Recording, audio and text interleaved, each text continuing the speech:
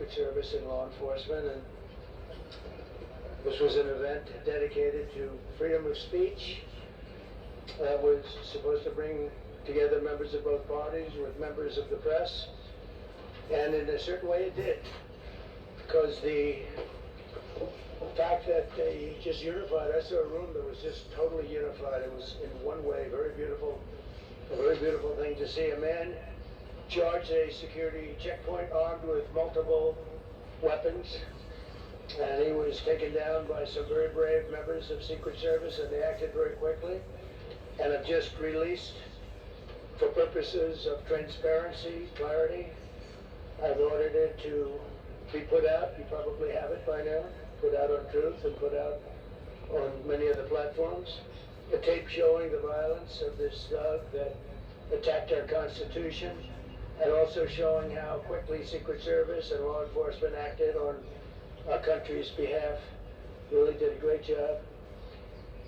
One officer was shot, but saved by the fact that he was wearing obviously a very good bulletproof vest. He was shot from very close distance with a very powerful gun, and the vest did the job. I just spoke to the officer, and he's doing great. He's great shape. He has very high spirits, and we told him we love him and respect him, and he's a very proud guy. He's very proud of what he does, Secret Service agent.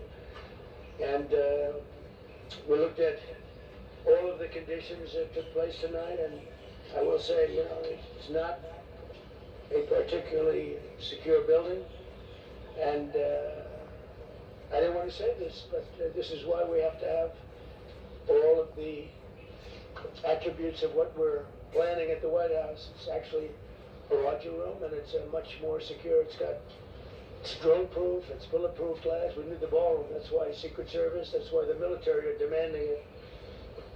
They've wanted the ballroom for 150 years for lots of different reasons, but today's a little bit different, because today we need levels of security that probably nobody's ever seen before. But everyone owes a tremendous debt of gratitude to the courage of law enforcement. The law enforcement, and working with the DC police, and just spoke with the mayor, and when we're finished, the police chief is going to take over and discuss it also from their viewpoint. But they also performed exactly as they were supposed to. When you see the attacker in different positions, but you also see the attacker totally subdued and under control. So as you know, this is not the first time in the past couple of years that our republic has been attacked by a would-be assassin who sought to kill. In Butler, Pennsylvania, less than 2 years ago, you all know that story, and in Palm Beach, Florida, a few months after that, we came close. We really had, again, we had some great work done by law enforcement. But in light of this evening's events, I ask that all Americans recommit with their hearts in resolving our difference peacefully. We have to resolve our differences. I will say, you had Republicans, Democrats, Independents, Conservatives, liberals, and progressives. Those words are interchangeable perhaps, but maybe they're not. But yet everybody in that room, big crowd, record-setting crowd. There was a record-setting group of people.